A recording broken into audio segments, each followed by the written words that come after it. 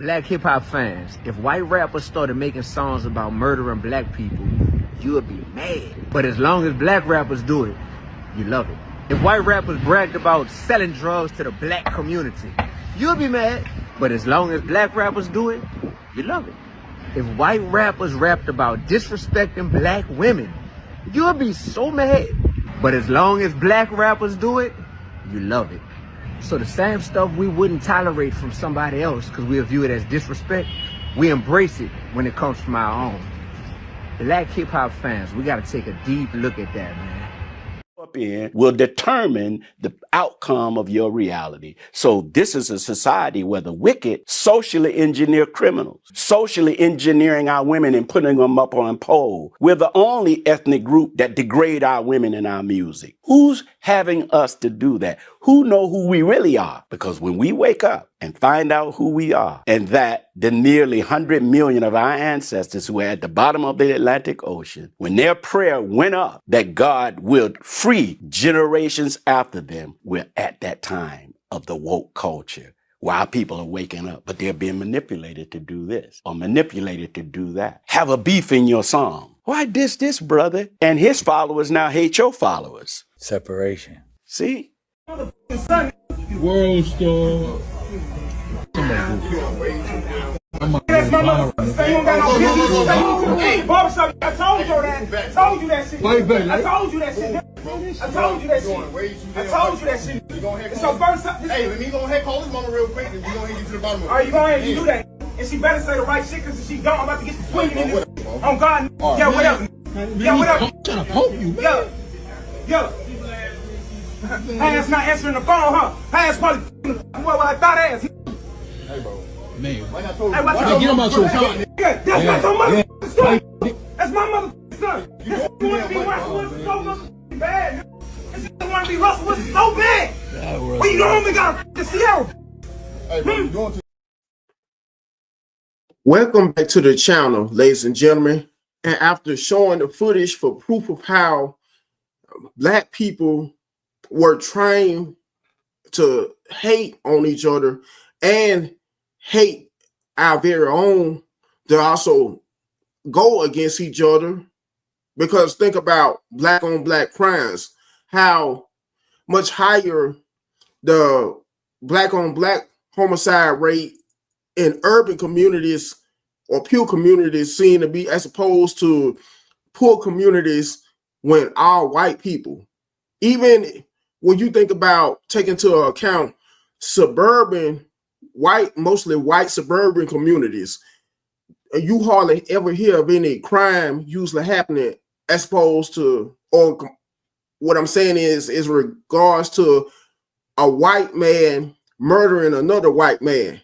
But anytime you look at the news, how many times have you often usually hear about mostly a black man murdering another black man due to the hands of gun violence?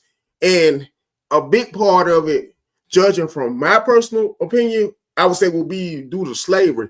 As a matter of fact, let me read this to you, this AI generated observation on behalf of black on black, aka internalized black hatred.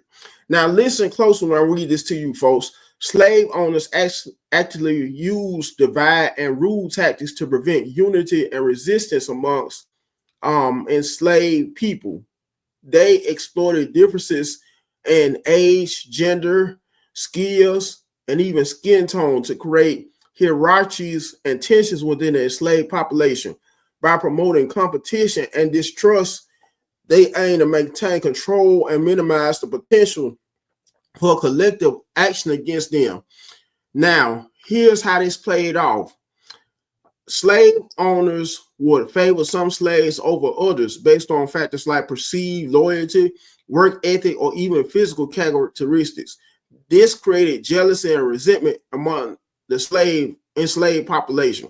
Now, let me give you an example, ladies and gentlemen. How many times have you been on a job and it's always that one, for my black folks, my fellow black folks, it may have been that one black coworker who loves snitching on other coworkers instead of snitching on. If you may work in a diverse environment where it's multiple races of people, they would never take the initiative anytime the non-black co-workers will break the rules and reporting them to either a manager, supervisor, or an HR rep. But anytime there may be their very fellow own black co-workers that break the rules or bend the rules, they will usually go snitching on them. And it may be a case where all the supervisors or managers may happen to be white, may go and snitch on that fellow co-worker. And in some cases, that fellow co-worker could be a fellow co-worker, black co-worker that is, who they could make a habit out of going on cigarette breaks with, and even hanging out with from work from time to time, only to snitch on that particular black co-worker where they may be going a few minutes over there, either a 15-minute break, lunch break, or going, it may be going on extra smoke breaks. You can say they will usually take pride in snitching on their fellow co-workers, black co-workers, and every now and then that main snitch on a job, your very own black co-worker, may happen to get rewarded by becoming either a team lead, in some cases, one of the very only black supervisors or managers on the job, due to them going against their very own black co-workers. I call it being that token black person, so to speak.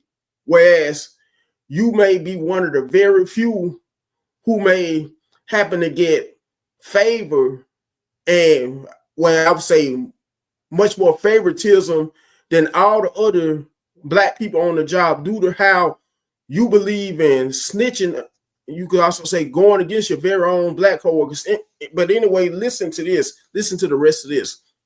Slaves were often assigned different tasks and living conditions, with some enjoying privileges while others faced harsher treatment. This fostered a sense of social stratification, made it difficult for slaves to see themselves as a unified group. Slave owners might pit slaves against each other in contests or games, or offer rewards for informing on other slaves. This fosters suspicion and distrust, making it less likely that slaves would cooperate to resist.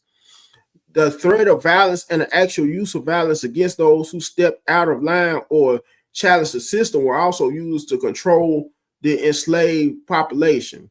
This systemic approach to divide and conquer was a key element in a brutal system of slavery, ensuring that the enslaved population remained fragmented and less able to challenge their bondage. Now, talked about how slave owners might pit slaves against each other in contests of games. Now, let me go back to StreamYard. Remove this. Now, on that note, during the slavery times, there may have been cases where slaves may have been pitted to go against other slaves in boxing matches. As a perfect example, due to the slave owners looking at those types of ordeals as a form of entertainment. So if one slave, while boxing each other, both black slaves may happen to pummel the other, and in some regards beat the other slave to death, where whoever was over that slave owner who may have won a match may have happened to win rewards, financial rewards, over his slave, his fellow slave. And it may have also been a case where if that slave may have happened to win a fight, whichever slave was to be able to win a fight, every now and then would happen to gain his freedom. And one of the perfect examples of a slave who happened to gain his freedom after winning a boxing match and pummeling, beating to death one of his opponents, was Tom Molyneux, who happened to be a Virginia-born slave. Look it up, people, when you get some free time. For the most part, and once again, slave owners, the reason they like to see black slaves fighting other slaves in boxing matches. And let's not forget the battle royals.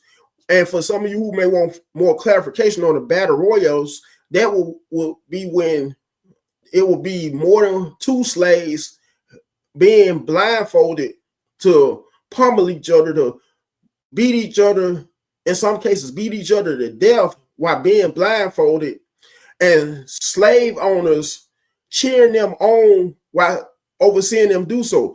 And how is that any different, to be honest, by seeing, and how many of you who may have worked on a job when a whole bunch of your very own kind, my fellow black folks, as a matter of fact, nothing but practically a very own kind. The only whites you may happen to see on the job may happen to be either a white supervisor or a manager. And it may have came a case where you may have oversaw some black co-workers of yours, 2 black co-workers of yours, arguing with each other, even fighting one another in some regards. Why is that white boss, mostly in most cases a white male boss, may have been looking on at them, and in some cases may have even been smiling at them, going at it with each other, being at each other's throats, instead of him offering to break up the fight. And this is a perfect example of how, until this day, white people